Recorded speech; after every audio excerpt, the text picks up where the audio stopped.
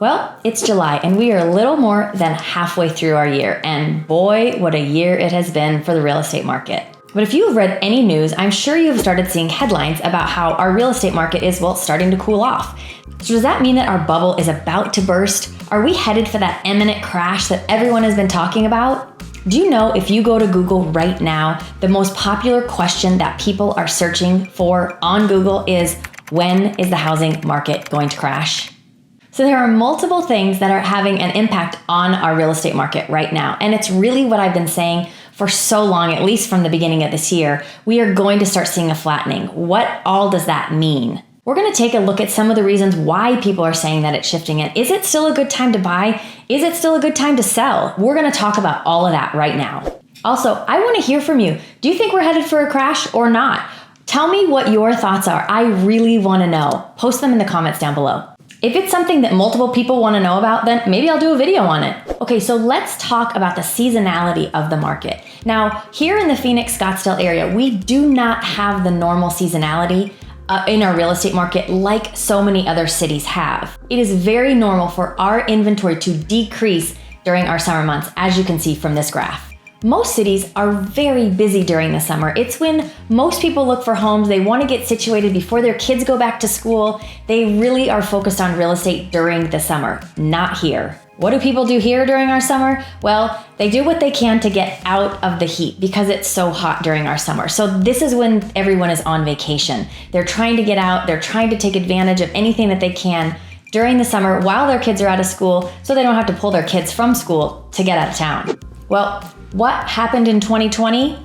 I think we all know. We were all quarantined due to COVID. So everyone was at home during our summer. So what did they focus on? Rather than vacation, they focused on housing. So our 2020 year was so different. People were not only working from home, they were playing from home. And what did that lead people to think about their home? Well, they thought that, oh my gosh, I need a different home because I don't have enough workspace, I don't have enough play space, and just my life is shifting. Everything in the world is shifting. So most people during the summer of 2020 here and elsewhere really focused on real estate. And that is when we started to see our prices skyrocket. I mean, look at the difference at this chart with our seasonality inventory growth during the summer of 2020. It is not normal. Now we're in 2021, and well, what is everybody doing? They are getting out of Dodge.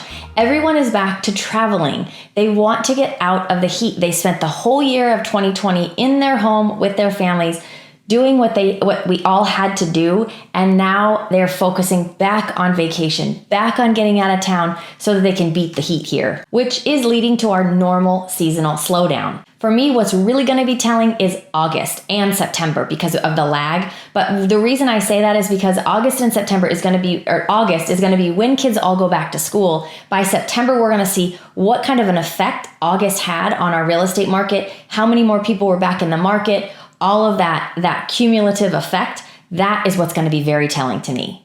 So will our market pick back up after our summer months and kids are back into school? Will we start to see that gain back in the activity within our market? I really believe we're going to, because people are going to be back and they're going to start focusing on it again, like our seasonal trends have shown in the past. So another reason we've really seen a decrease in buyer demand is buyer fatigue. Man, it is real. I have seen it. So for those buyers that are not cash and have a kind of a ceiling of what they can offer, they've often been outbid multiple times, and they've just said, you know what, I need a break. I have got to take a break. This is just brutal.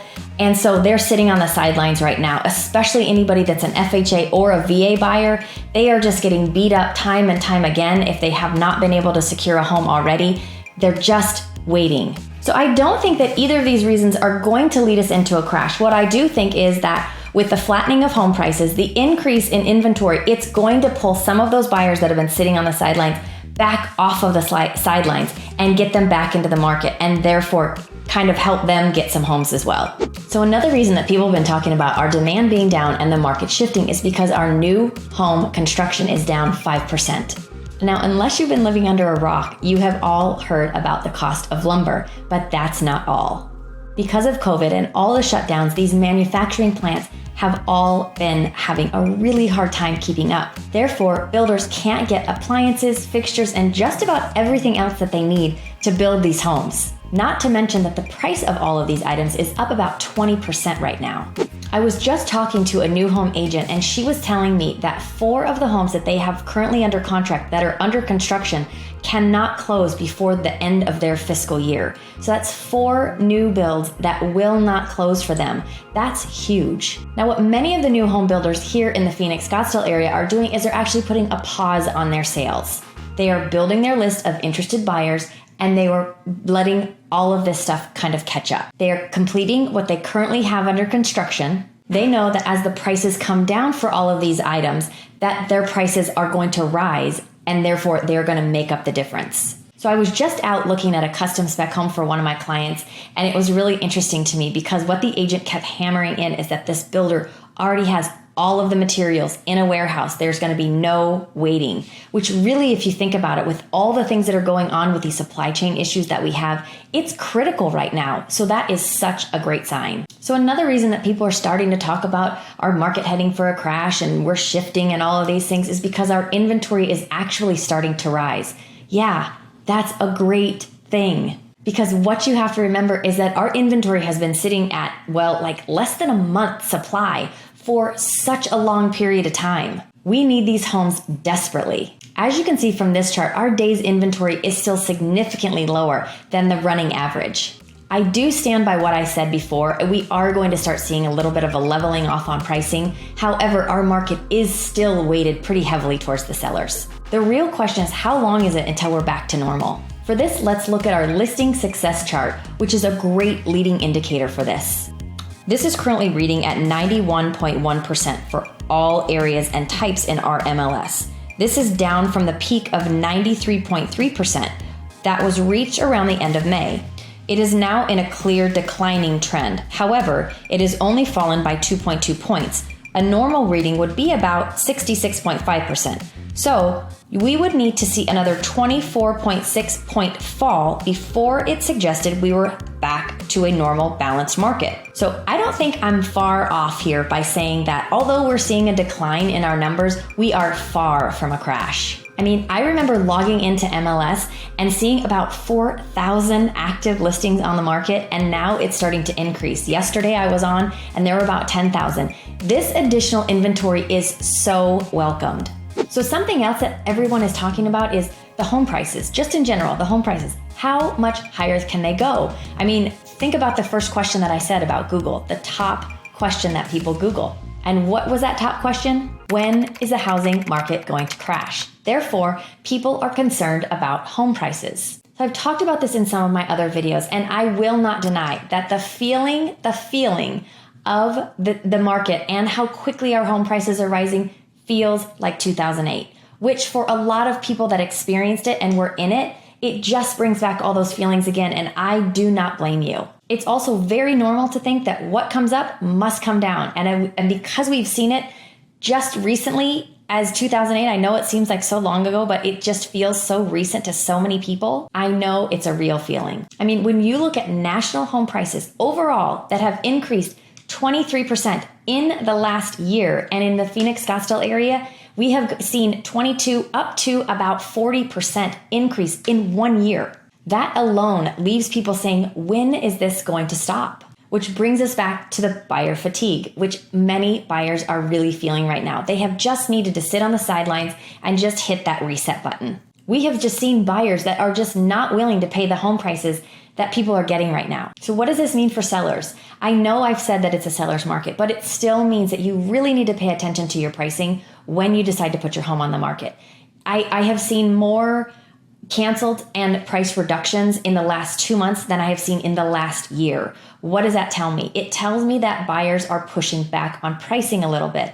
Now, I know the homes are still being sold. However, it is taking a little bit longer, and some buyers are just saying, no, just too much. So sellers, make sure you're paying attention to that. Now, for the sellers that think, well, I guess I've missed the boat, I'm not going to sell my house now. Think about what we just talked about. I just shared with you that in 1 year, we saw an increase over 20%. So that means that from 2020 to now, you have gained 20% of equity in your home, which means you're going to get that when you sell it. So is it still a great time for you to sell? Absolutely. Just make sure that you're well educated on the market.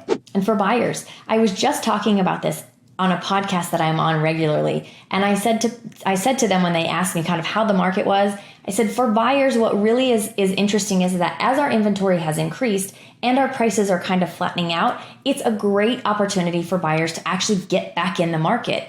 Instead of competing with 20 offers, you might only be competing with 2 and maybe not competing at all. Now, I would be remiss if I did not bring up the whole forbearance issue, because in the 2008 crash, the Phoenix Scottsdale market got hit, and we got hit hard. Therefore, I hear so many people saying, well, should I just wait until those short sales and the foreclosures come rushing into the market and then I'll get this great deal?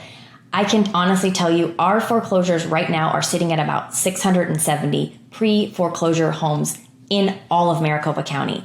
At the height of our foreclosure 2008 bust, we were at almost 11,000. It's a significant difference. It is not coming. There is no shadow inventory. So just beware of that. If you're getting that advice, I'm going to go out on a limb here and say it's terrible advice. Which leads me to the next thing that I always hear, interest rates. And a lot of people for a long time thought, well, the interest rates are what is really driving our crazy market. And really, it is a supply and demand issue. I talked about this in another video. Now, interest rates have increased slightly. I mean, slightly. So there is still a great opportunity to take advantage of these historically low rates, which, by the way, gives you a fixed price every single month, which does grow your wealth. I know with home prices being so high, a lot of times buyers just go, oh my gosh, I don't want a mortgage that high. But think about it this way.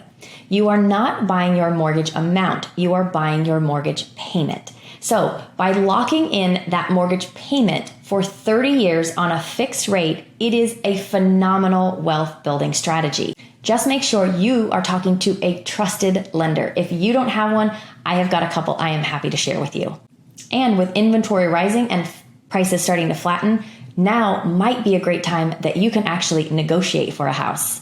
So why are we seeing this slowdown right now? It is all our seasonal market. It is normal. 2020, not normal. Throw it away. There was nothing normal about 2020. I guarantee you when we hit September and October, we will see our normal seasonal trends start to climb back up. This is when everybody starts to come here. They all want to rent. They all want to buy. And we are going to see a change in our market, just like we do every single year. When that happens, could we see a spike in prices? Maybe. I'm not sure, but buyers right now, I would take advantage of what's going on in our market right now. I know it's tough. I know you've been through a lot, but take advantage. If you're looking to buy or sell a house in and around the Scottsdale area, I would love to be your real estate resource. And I would really like to know what you think. Crash, no crash. Let me know down in the comments below. As always, any other questions, call me, email me, text me. Again, comment down below. I see them all and I respond. Make sure you subscribe to this channel so you do not miss my weekly videos. If you thought this was great, make sure you hit the like button. It really does help. And if you think this is going to help someone else, pass it along. Sharing is caring. I appreciate you watching, and I'll see you next time. Is that as decreased, oh my gosh.